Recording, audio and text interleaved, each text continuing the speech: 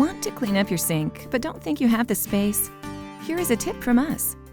Installed on the false fronts on a sink-based cabinet, they give you much-needed space for brushes, sponges, and more. Regardless of your design preference, we have a wide array of polymer and stainless steel options in standard and slim sizes that work with almost any sink. Our tip-outs come complete with hinges ranging from a standard 45-degree opening to a 90-degree opening, with features that include soft close and added stability options.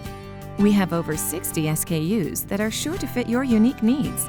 We recommend our 6540, 6550, and 6570 series models if you prefer polymer. These units are available in a wide variety of sizes, white or almond finish, and the 6572 series even comes with an accessory tray, including a ring holder and soap dish. If you prefer to make your own or need a custom size, no problem.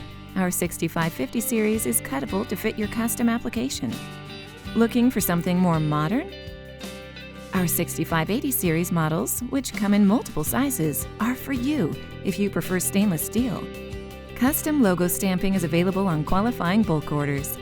Both polymer and stainless steel tip-outs are available for single false fronts or come in pairs for applications with two and are easy to remove for cleaning.